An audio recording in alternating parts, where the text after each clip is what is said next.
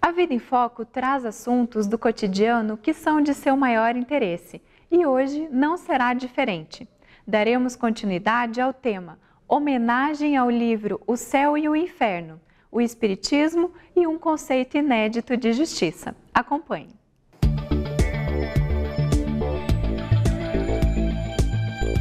Olá, começamos agora nosso bate-papo, a nossa entrevista e temos aqui mais uma vez a presença do nosso amigo Cosme Massi, que sempre nos traz novidades aí a respeito, coisas que a gente não enxerga na obra de Allan Kardec, ele que é um estudioso que está há quase 40 anos debruçado sobre as traduções, buscando no original francês, e fazendo muitas reparações aí que a gente precisava fazer mesmo nas traduções da obra kardeciana. Então, Cosme, mais uma vez, seja muito bem-vindo. Muito obrigado. Estamos é um prazer aqui, estar aqui. Então, homenageando nessa segunda parte a obra O Céu e o Inferno, ou a Justiça Divina, segundo o Espiritismo. Exatamente. Tem um subtítulo, Cosme, é isso? Tem um subtítulo. O subtítulo reflete muito a temática mais importante da obra. Claro, quando se fala em céu e inferno, nós vamos ver, se fala nos estados de felicidade ou infelicidade. Mas a preocupação fundamental da obra é mostrar como funciona a justiça divina. Por isso, a importância de estabelecer um conjunto de normas dessa justiça, que é o que Kardec vai fazer também na obra, mostrando que há uma justiça divina e como ela funciona, quais seriam as normas, as leis desta justiça divina. Você também destacava na nossa entrevista anterior que você não conhece, na história mesmo da teologia, da especulação, da filosofia, alguma obra que tratasse da justiça divina nessa dimensão, incluindo a reparação. Exatamente. E não só a culpa, o arrependimento, às vezes só ficava na culpa também, né? Claro. Isso é fácil de entender por que você não tem antes, porque você tem fundamentalmente na história da humanidade dois grupos de doutrinas. As doutrinas materialistas. Bom, uma doutrina materialista nem pode falar em justiça divina porque você não continua, você morreu, acabou. Então não tem pena nem recompensa porque não existe você depois da morte. Então não faria sentido nem falar em expiação, nem em reparação numa doutrina materialista. As doutrinas espiritualistas, em toda a sua história, sempre criaram lugares muito definitivos para a alma após a morte. E essa alma não podia voltar, essa alma para lá ia e não saía. Então, são doutrinas que criavam um tártaro, um inferno, uma região para onde as almas que cometeram o mal iriam, ou lugares de felicidade, de deleite para aquelas almas que fizeram o bem. Mas aí se acabava o processo terminou ali. Você foi para aquele lugar, acabou, fica lá. Ou você vai para o céu, maravilha, ou você vai para o inferno, coitado de você. Então, você não tinha uma chance de refazer caminhos. Então, obviamente que essas doutrinas não puderam pensar um conceito de reparação porque não cabia dentro da lógica da própria doutrina. Então esse é bom que se destaque, é um conceito recente, são 150 anos da obra O Céu e o Inferno, contra milhares de anos de imposição teológica, tradicional, a ideia de culpa, de pecado, Então, é uma revolução mesmo. E Kardec propõe, você destacava lá o capítulo das penas, das recompensas, como sendo um dos mais importantes, talvez o mais importante. Kardec fala também do Código Penal da vida futura. O que você tem a nos dizer a respeito Muito importante. Disso? Esse é um item que eu recomendo a todos que peguem a obra Céu e Inferno, nesse capítulo das penas e recompensas futuras, e vai estudar o item Código Penal da vida futura. São 30 e poucos artigos desse Código Penal, onde Allan Kardec vai explicando como funciona essa justiça. E tem alguns elementos que são muito importantes para a gente não esquecer. Já decorou todos, Carlos? Uns 30 e poucos? Decorei não, mas a gente procura entender a sua lógica. Mas o código tem uma estrutura muito simples. A primeira coisa que você tem que pensar é a seguinte: não tem nenhuma falta, nenhuma imperfeição que não tenha as suas consequências e, portanto, a sua penalidade. Mesmo aquelas que são cometidas no pensamento? Mesmo aquelas que são do pensamento. Ou seja, nada escapa dessa justiça divina. Porque da justiça humana, o mundo interior dos pensamentos e das emoções, se não for transformado numa atitude prevista no código... E flagrada também, né? Flagrada, você não tem nenhum tipo de punição. No caso da justiça divina, não. Todo o pensamento, toda a imperfeição, toda a falta vai ter a sua punição correspondente, a sua penalidade. Só que não é uma penalidade no sentido em que nós, às vezes, pensamos na vida na Terra, que essa penalidade que não faz muito sentido, que só gera dor e sofrimento, e não uma penalidade educativa.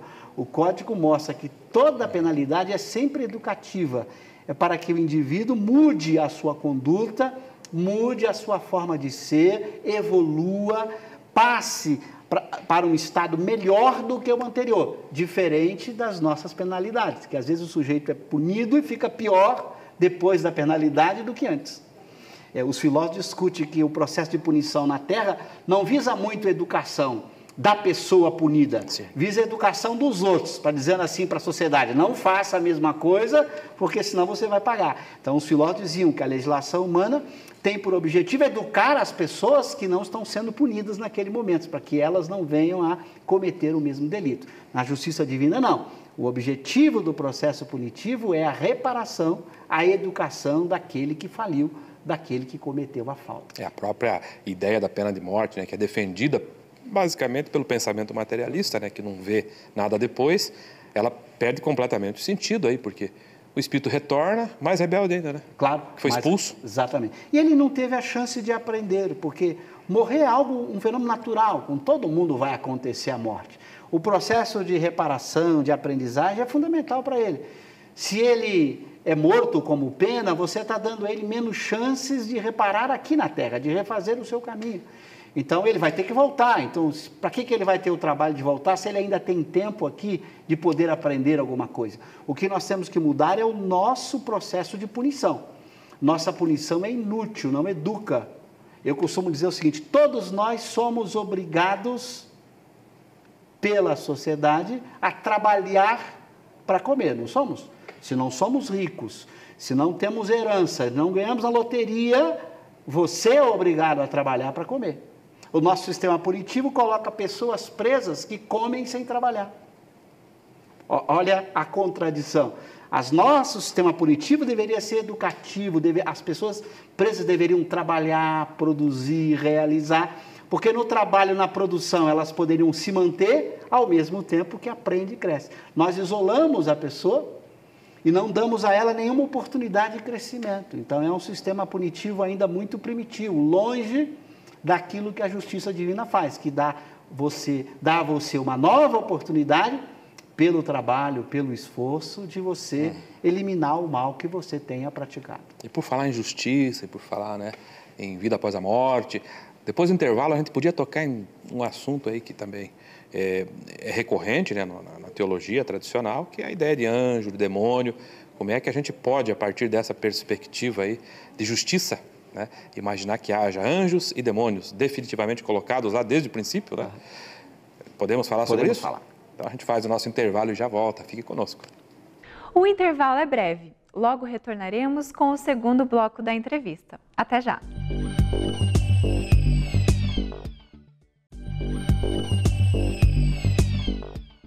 Retornamos com o segundo bloco da entrevista. O tema de hoje é uma homenagem ao livro O Céu e o Inferno, o Espiritismo e um conceito inédito de justiça. Acompanhe. Muito bem, estamos de volta. Deixei aqui para o Cosme uma questão, né? Estamos falando de justiça. Essa ideia que se tem tradicionalmente de anjo, demônio, que é uma ideia prevalente em algumas teologias tradicionais, ela faz sentido? Depende da concepção de justiça que a pessoa adota. Se você pensa na justiça divina como uma justiça muito mais sábia e superior à nossa, ela não faz sentido. Porque como é que você pensaria, por exemplo, tradicionalmente o que significava dentro da tradição teológica a palavra demônio? Alguém voltado completamente ao mal. Aí você pergunta, bom, mas ele foi criado desta maneira por Deus? Ou ele conquistou isso sozinho? Então, na hora que você começa a refletir sobre um ser voltado ao mal, você já tem um problema de lógica, de raciocínio. Ele foi criado por Deus? Então, Deus criou um ser completamente voltado ao mal, que jamais poderá deixar de ser? Ou então ele não foi criado por Deus? Olha o problemão que você coloca para os demônios. Se ele existe e não foi criado por Deus, quem o criou? Então, Deus não é o criador de todas as coisas. Se Deus o criou voltado ao mal, que Deus bom é esse? Então você tem primeiro um problema de lógica para você Ou Deus resolver. não é bom ou Deus não está mandando, né? Ou ele não está mandando. A mesma coisa para o anjo. Pensa do mesmo jeito. Se o anjo foi criado, anjo perfeito e puro, se foi criado por Deus, por que não nos fez todos, né? Quer dizer, ele fez alguns privilegiados, perfeitos e felizes, e nós, Tendo que sofrer, batalhar. tendo que sofrer, batalhar com os nossos defeitos, produzindo erros e maldades no mundo com as nossas Mas imperfeições. escuta aqui, Cosme, então Jesus, que é o tipo mais perfeito que nós temos, ele não foi criado assim, então? Então, a lógica vai dizer o seguinte, se você pensa numa justiça divina, e Kardec vai dizer que quando você medita sobre Deus e você coloca atributos lógicos para ele, por exemplo, Deus tem que ser a inteligência suprema, soberanamente justo e bom. Você tem que pensar uma forma que não entre em contradição com essa justiça. Mas não basta o pensamento estar coerente, você também tem que ir para os fatos. Kardec faz as duas coisas. Ele vai conversar com os espíritos para descobrir, bom, Deus criou todo mundo igualmente, portanto tem que começar todo mundo do mesmo ponto de partida. Simples e ignorantes. Ele não pode ter criado privilegiados, nem para o bem, nem para o mal. Isso contradiria a ideia de justiça, então? Sim, porque ele não é justo. Se ele criasse diferenças entre as pessoas. Então, se ele criou as almas iguais, elas vão evoluindo nesse processo, aprendendo, crescendo. Quando ela evolui até atingir um estado em que ela não tem mais as nossas paixões ruins, que ela domina todo o conhecimento que nós conseguimos imaginar, ela seria um anjo. Não precisa mais reencarnar, puro. isso? Não precisaria voltar nos mundos materiais. Quer dizer que um dia nós vamos deixar de reencarnar, Cosme? Num dia nós vamos deixar de reencarnar como necessidade. Lembrando bem, a gente acho que num programa já tratou isso aqui. Não tratou, não chegou a tratar. Não. Então, a palavra reencarnação para Kardec é encarnar por necessidade e progresso. Então, um espírito puro ou perfeito, ou um anjo, ele não reencarna, mas ele pode encarnar. É uma diferença técnica de Kardec. Ele pode ocupar um corpo material numa missão especial. Veja Jesus, um exemplo de um anjo, de um espírito puro ou perfeito, que encarnou aqui. Mas essa encarnação foi a nosso benefício, não a dele. Uma reencarnação é uma encarnação a benefício da pessoa que encarna. Tipo uma rematrícula na escola. Uma rematrícula para ela aprender Uma e crescer. imposição do sistema até ela se graduar. Exatamente. Quando ela atinge esse estado máximo, ela pode encarnar de vez em quando, mas nenhuma encarnação dessa seria uma reencarnação. Ele pode ter várias encarnações em mundos para ajudar o progresso desses mundos, mas essas encarnações não seriam chamadas de reencarnações. Então, o anjo ou o espírito puro ou perfeito atingiu esse estado de não mais ter necessidade de aprender com a matéria, de ter que passar por mundos materiais para progredir, para crescer. Já os demônios seriam esses espíritos simples, que começaram simples e foram aprendendo e insistem mais na conduta do mal. Erram. Exemplos dos homens perversos, malvados, imperfeitos.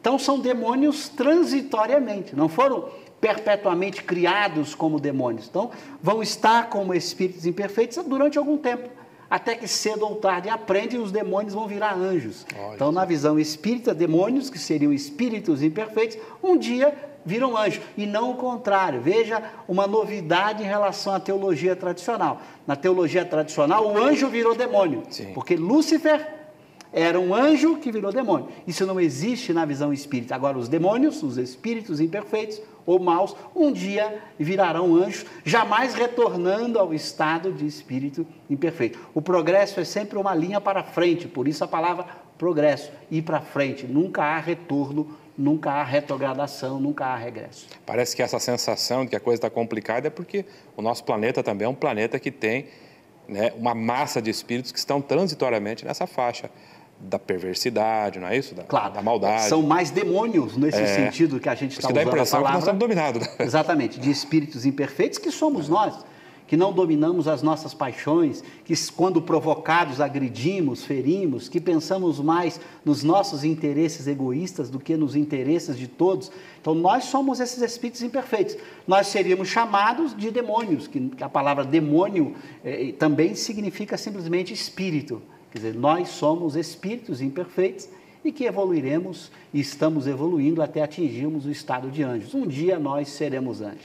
Assim como a palavra Lúcifer, quer dizer filho da luz, né? Filho da luz. A palavra latina, veja que beleza que tem aí. Mas você veja essa inversão. Na teologia tradicional, um anjo poderia regredir e virar demônio. No Espiritismo isso nunca acontece.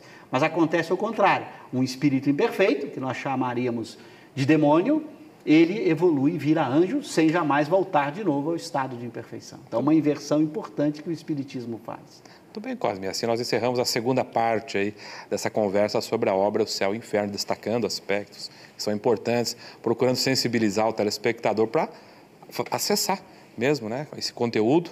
E lembrando que no site IPAK, que nós mencionamos no programa anterior, o telespectador poderá encontrar o prefácio da obra, que não consta na maioria das traduções que foram feitas a partir de 1869. Então, IPAK ou IPAK.com.br, Instituto de Pesquisas Espíritas Allan Kardec. Obrigado mais uma vez. Muito obrigado. E a você que nos acompanhou, permaneça conosco que o programa continua.